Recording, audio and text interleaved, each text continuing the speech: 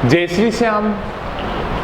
आज हम डिस्कस करते हैं बीएससी फाइनल फिजिक्स के यूनिट 5 के लेक्चर नंबर 2 के बारे में। BSc BEd third year physics के यूनिट 3 के लेक्चर नंबर 2 के बारे में। और आज हमारा टॉपिक रहेगा बोर की स्थायी कक्षाओं की त्रिज्या ज्ञात करनी है। ठीक है, पीछे वाले लेक्चर के अंदर हमने डिस्कस कर रहे थे भी जो बोहर की थ्योरी है उसके जो पोस्टुलेट दिए गए थे भी बोर मॉडल के, वो तीनों के बारे में क्या भी हमने डिस्कस किया था।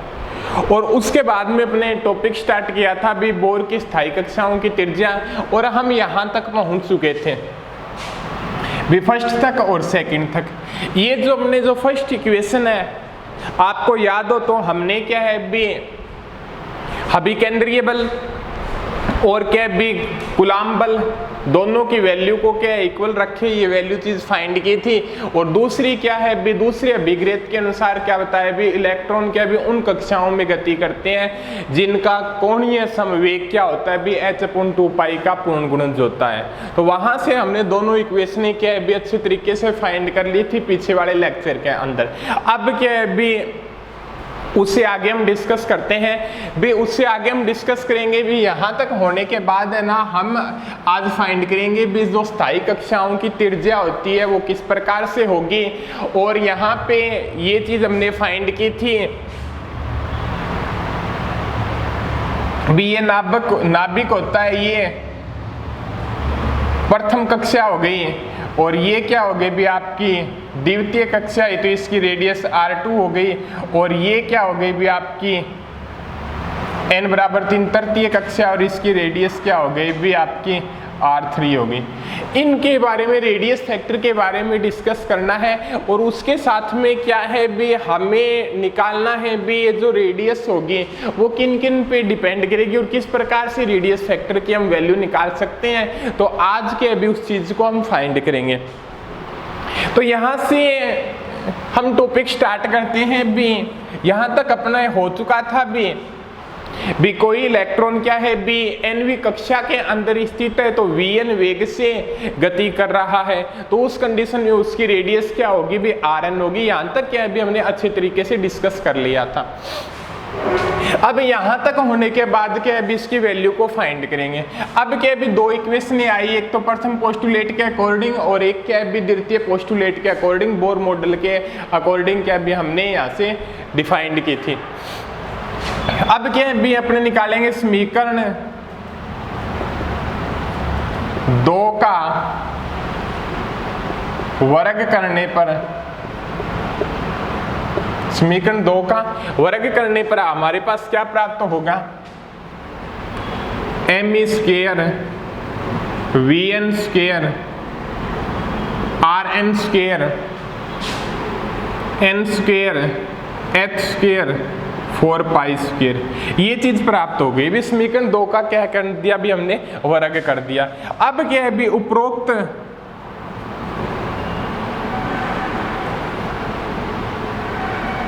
समीकरण को समीकरण 1 से भाग देने पर, उपरोक्त समीकरण को क्या भी समीकरण 1 से क्या भी डिवाइड करने पर तो हमारे पास क्या प्राप्त होगा भी वो देखते हैं। ये चीज है me² vn² rn² me vn² rn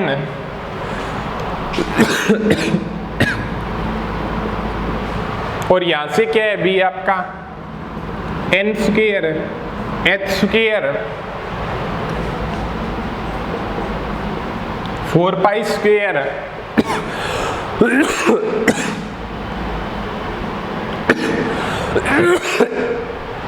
ठीक है, उसके बाद में अपॉन kz⁴ यहां तक क्या अभी अपना हो चुका था। अब क्या अभी डिवाइड करेंगे तो हमारे पास क्या प्राप्त हो गया अभी, ये कैंसिल आउट हो गया, ये कैंसिल आउट हो गया, ये कैंसिल आउट हो गया, तो एम ई आर Rn, ठीक है। आगे क्या दिया गया है अभी आपका n square h square k 4 पाई ZE स्क्वायर। यहां तक हो गया, अभी अपना हो गया। अब यहाँ पे क्या अभी रेडियस की फैक्टर निकाल लेंगे, तो यहाँ पे निकाल सकते हैं भी NV स्थाई कक्षा की त्रिज्या क्या हो जाएगी,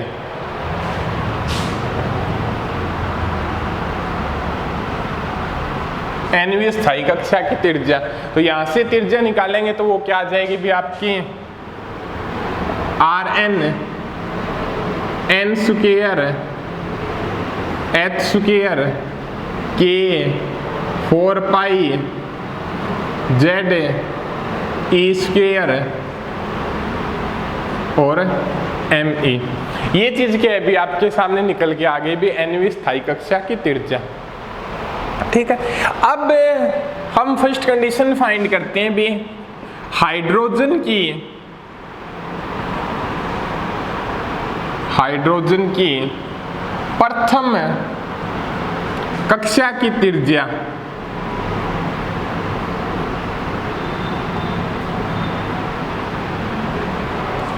हाइड्रोजन की प्रथम कक्षा की त्रिज्या के लिए Z क्या है अभी यहाँ पे परमाणु क्रमांक होता है, या आप प्रोटॉनों की संख्या बोल सकते हो। तो वो क्या होगी भी हाइड्रोजन के लिए Z इक्वल टू 1 होगी, प्रथम कक्षा के लिए क्या आ जाएगा भी N इक्वल टू 1 आ जाएगा। यही चीज आएगी भी Z यहाँ पे क्या भी परमाणु क्रमांक है या क्या है भी प्रोटॉनों की संख्या है। तो यहां से प्रथम कक्षा की त्रिज्या निकालेंगे तो यहां से क्या आ जाएगा भी आपका Rn, ठीक है। n की वैल्यू क्या है अभी 1 है, R1 h स्क्वायर और k 4 पाई स्क्वायर, z की वैल्यू 1 है e स्क्वायर ME। ये चीज क्या है अभी आपके सामने आ गई, h square upon k 4 pi square e square और ME। ये हो गई भी आपकी R1 फैक्टर की वैल्यू। अब देखिएगा भी R1 फैक्टर की वैल्यू निकालने के बाद आप इसको दे दो 3 नंबर इक्वेशन और इसको दे दो आप 4 नंबर इक्वेशन। भी यहाँ तक हो गया भी ये तो NV स्थायी कक्षा की त्रिज्या हो गई भी, इस प्रकार से आप डिराइव कर सकते हो। हाइड्रोजन की प्रथम कक्षा की त्रिज्या हो गई भी, इस प्रकार से डिराइव कर सकते हो। थोड़ा सा इस इक्वेशन के अंदर जाके देखें तो H यहाँ पे क्या दिया गया है अभी, प्लांक कांस्टेंट है, K के है यहाँ पे बल नियंतांक है, पाई की वैल्यू 3.14 होती है, E के है यहाँ पे आवेश है 1.6 × 10 के पावर -19 कूलम, MA के है इलेक्ट्रॉन का द्रव्यमान है। सारी चीज के है निश्चित क्वांटिटी है। तो क्या है वैल्यू पुट कर देते हैं।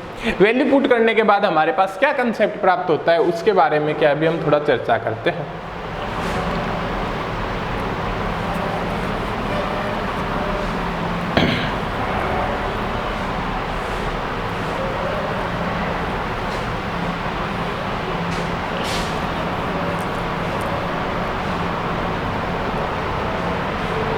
Rn की वैल्यू हमें जरूरत पड़ेगी तो उसको नोट कर लेते हैं। Rn इक्वल टू क्या है आपका n square h square k 4 pi square ZE square ME। ठीक है, तो हाइड्रोजन की प्रथम कक्षा की त्रिज्या क्या हो जाएगी भी,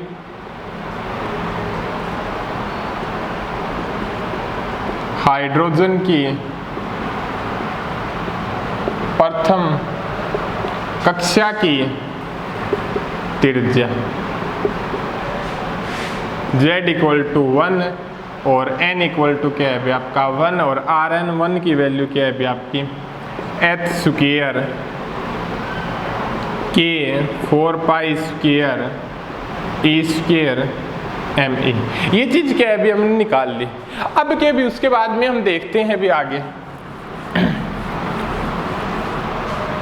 ठीक है। तो R1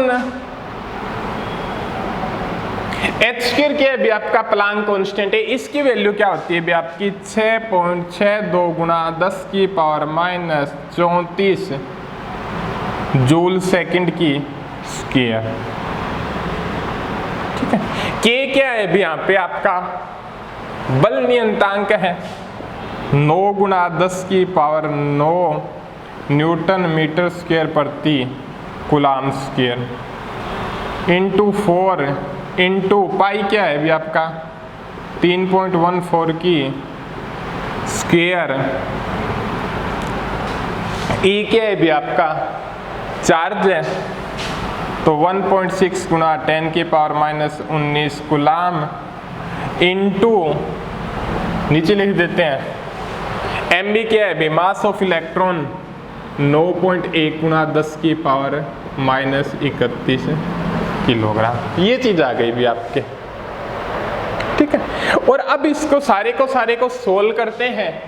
ठीक है, तो आपके पास क्या प्राप्त होता है भी Rn की वैल्यू होती है 0.53 10 की पावर माइनस 10 मीटर, और ये क्या होता है भी एंगस्ट्रॉम के बराबर होता है 0.53 एंगस्ट्रॉम। इक्वेशन नंबर क्या हो कौन सी हो गई भी आपकी 5 आ गई। ठीक है, ये तो हो गई भी आपकी काफी ज्यादा बार न्यूमेरिकल पार्ट के अंदर भी चीज जरूरत होती है। हाइड्रोजन की प्रथम कक्षा की त्रिज्या क्या होगी भी 0.53 एंगस्ट्रॉम होगी। ठीक है, प्रथम कक्षा की क्या होगी भी रेडियस यही होती है भी ये नाभिक हो गया और ये प्रथम कक्षा हो गई हाइड्रोजन के लिए, और ये रेडियस R1 की वैल्यू क्या होगी भी 0.53 एंगस्ट्रॉम आ गई। अब क्या है भी उसके बाद में आगे हम देखते हैं कि nवीं स्थायी कक्षा की त्रिज्या क्या होगी, nवीं स्थायी कक्षा की त्रिज्या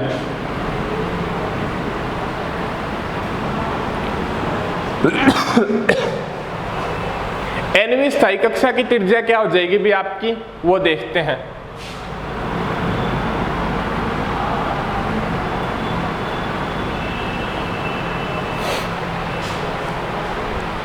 nवीं स्थायी कक्षा की त्रिज्या क्या हो जाएगी R1 इक्वल टू क्या है भी 0.53 एंगस्ट्रॉम है। ठीक है, तो इसके बारे में हम चर्चा करते हैं। तो ये क्या आ जाएगा भी आपका Rn, ठीक है 0.53 एंगस्ट्रॉम है, ये चीज दी हुई है। अब क्या है भी ये चीज क्या है भी इस फैक्टर को सोल्व करने से आई है।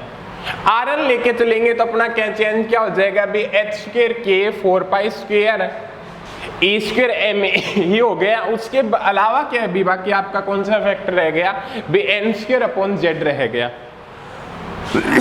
तो लिख सकते हैं भी 0.53 angstrom N square upon Z. ये चीज क्या है भी आपके सामने निकल के आ गई। Rn इक्वल टू क्या हो गया भी आपका 0.53 angstrom N square upon Z. इस फैक्टर की सहायता से क्या है भी आप nवीं स्थायी कक्षा की रेडियस को क्या है भी फाइंड कर सकते हो। अब क्या है भी उसके बाद में आगे डिस्कस करते हैं। ये तो हो गए भी फैक्टर इसकी वैल्यू। अब क्या है भी वेलोसिटी के फैक्टर को निकालते हैं। वो किस प्रकार से निकालेंगे,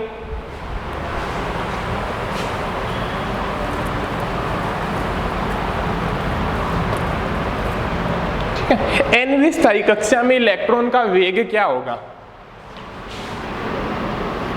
nवीं स्थायी कक्षा में इलेक्ट्रॉन का वेग, ये क्या हो जाएगा भी nवीं स्थायी कक्षा में इलेक्ट्रॉन का वेग क्या हो जाएगा, वो यहां से निकालते हैं भी। कैसे निकालेंगे भी समीकरण है एक भाग में समीकरण 2। ठीक है, समीकरण 1 को क्या समीकरण 2 से क्या है भी आप डिवाइड कर दो तो आपके सामने क्या आ जाएगा भी यहां से ही देख लेते हैं Vn बचेगा। ठीक है, और यहां से क्या हो जाएगा भी आपका kZe स्क्वायर NH और 2 पाई, ये चीज आ जाएगी।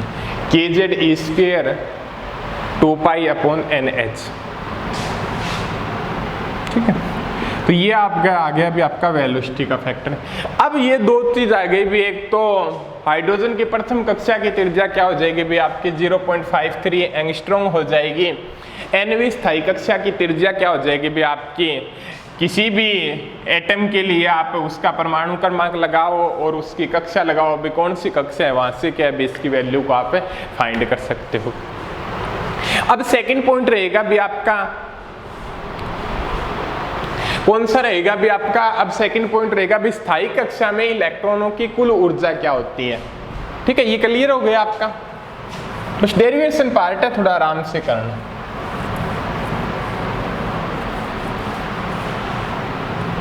Rn की वैल्यू को पढ़ा रहने तो काफी जरूरत पड़ेगी इसकी। ठीक है,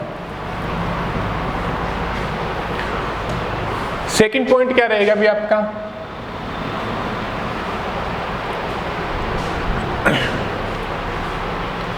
स्थायी कक्षा में इलेक्ट्रॉनों की कुल ऊर्जा, स्थायी कक्षा में इलेक्ट्रॉनों की कुल ऊर्जा,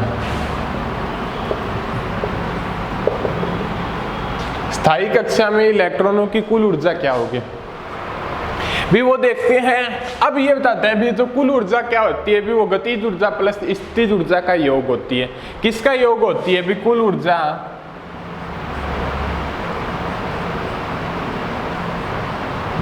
गतिज ऊर्जा प्लस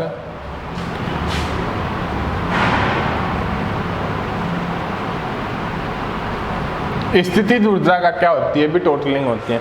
अब ये भी इस चीज को निकालेंगे, पहले गतिज ऊर्जा निकाल लें फिर स्थितिज ऊर्जा निकाल लें, फिर दोनों का जोड़ करके बता देंगे भी आपके सामने क्या चीज आई है। ठीक है, अब फर्स्ट पॉइंट रहेगा भी एनवी के लिए निकाल रहे हैं भी, एनवी स्थायी कक्षा में इलेक्ट्रॉन की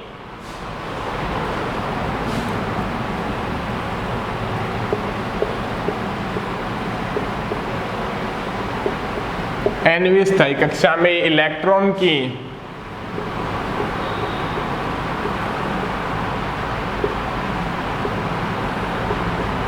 गतिज ऊर्जा, nवीं स्थायी कक्षा में इलेक्ट्रॉन की गतिज ऊर्जा क्या हो जाएगी भी आपकी, Tn से डिनोट करेंगे काइनेटिक एनर्जी को, 1/2 MeVn²,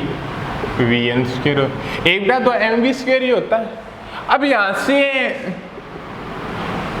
वैल्यू फाइंड करेंगे, mv² की वैल्यू क्या होती है अभी, वहां से एक इक्वेशन निकाली थी भी अपने फर्स्ट सम पोस्टुलेट के कारण अभिकेंद्रीय बल क्या है भी आपको कूलाम के आकर्षण बल के बराबर होता है। वो क्या थी भी आपकी MeVn² mv²/r अभिकेंद्रीय बल हो गया, और वो क्या था kq1q2/r²।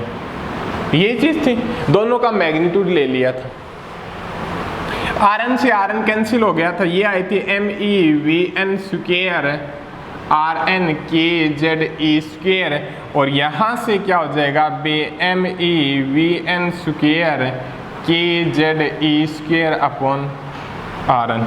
ये चीज क्या है भी आपके सामने आई थी, तो रख दो आप, क्या हो जाएगा भी 1/2, और ये क्या हो जाएगा भी आपका kZe² और Rn। ठीक है, ये तो होगी भी आपकी गतिज ऊर्जा।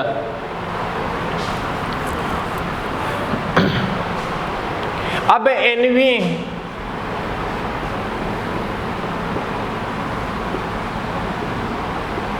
स्थायी कक्षा में इलेक्ट्रॉन की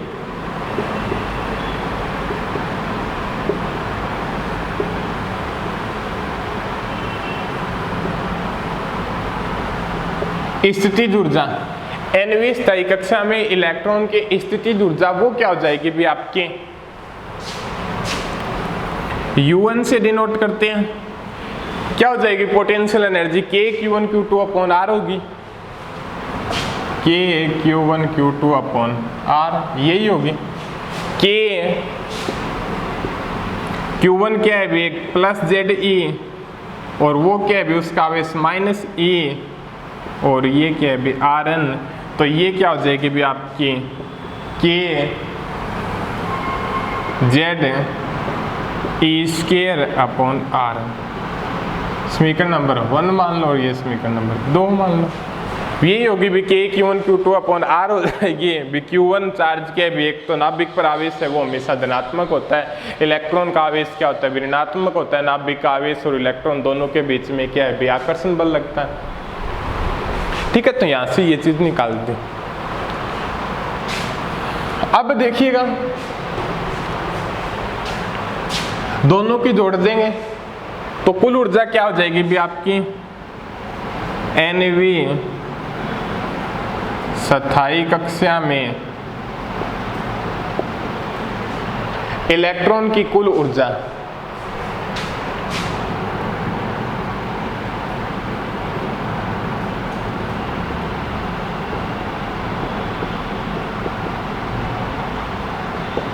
इलेक्ट्रॉन की कुल ऊर्जा वो क्या हो जाएगी भी आपकी En kinetic energy plus potential energy. Kinetic energy क्या है भी आपकी 1/2 के Z E square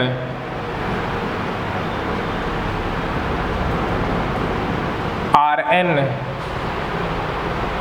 potential energy क्या है भी माइनस स्क्वायर Rn। ये चीज होगी भी काइनेटिक एनर्जी लिख दी और पोटेंशियल एनर्जी लिख दी। अब क्या है भी इसको निकाल लो।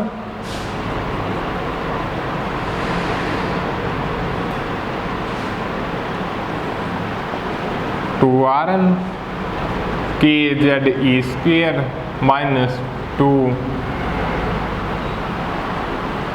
स्क्वायर और En क्या हो जाएगा भी आपका 2 में से क्या है भी 1 गया तो माइनस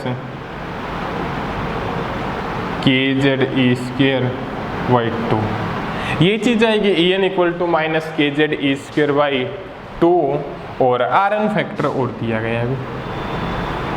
ये चीज आ गई। ये आपकी क्या कहलाती है अभी स्थितिज ऊर्जा कहलाती है। ठीक है, अब स्थितिज ऊर्जा का फैक्टर आने के बाद हम एक चीज और फाइंड करेंगे भी यहाँ पे इसका थोड़ा सा चेंज करके और प्रारूप निकाल देते हैं भी यहाँ पे Rn की वैल्यू को पुट कर देते हैं।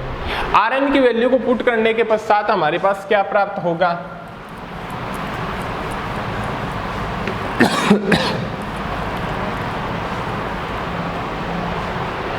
En इक्वल टू क्या है B minus K Z E square upon 2 Rn है, तो वो देखते हैं बी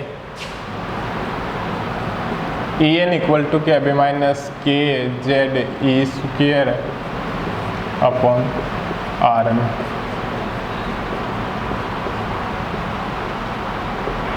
टू Rn है। ठीक है, Rn की वैल्यू को है क्या आप पुट कर दो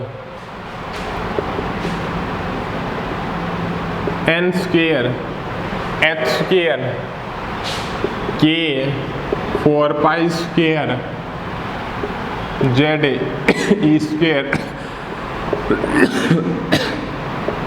एम ई। टोटल करेंगे तो एनर्जी क्या आ जाएगी भी आपकी देख लो माइनस के स्क्वायर 2 से 2, ठीक है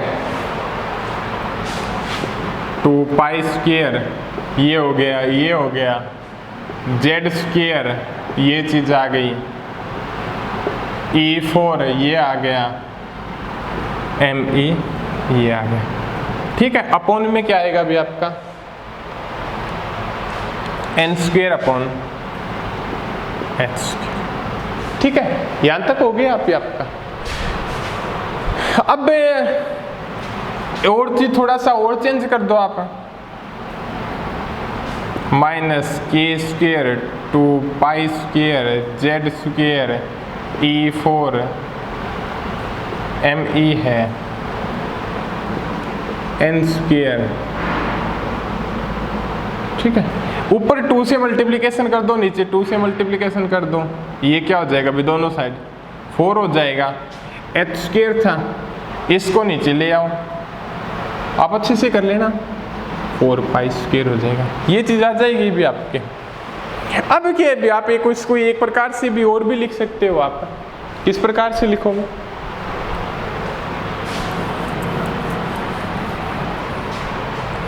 संशोधित प्लांक नियतांक क्या होता है अभी आपका, संशोधित प्लांक नियतांक h कट क्या होता है अभी, h/2π होता है,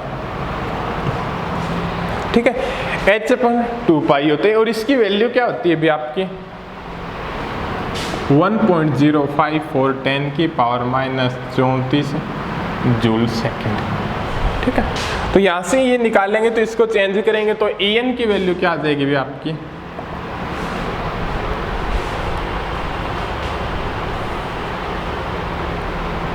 minus k² z² E4 ME 2 n² h², ये चीज आ गई। En इक्वल टू क्या आ गया अभी, -k² z² E4 ME 2 h² और n², ये हो गई भी आपकी इलेक्ट्रॉनों की कुल ऊर्जा। इस प्रकार से क्या है भी आप इलेक्ट्रॉनों की कुल ऊर्जा के फैक्टर को निकाल सकते हो। अब क्या है भी इससे आगे वाले लेक्चर के अंदर हम डिस्कस करेंगे कौन से टॉपिकों पे, एक तो इसकी हाइड्रोजन की प्रथम कक्षा की, हाइड्रोजन की प्रथम कक्षा में उपस्थित इलेक्ट्रॉन की क्या है भी कुल ऊर्जा, ठीक है, वो चीज निकालेंगे। और फिर क्या है भी टोटल के लिए निकाल देंगे, nवीं स्थायी कक्षा के लिए ऊर्जा निकाल देंगे। अब क्या ये दोनों टॉपिकों के बारे में हम डिस्कस करेंगे अगले लेक्चर के अंदर।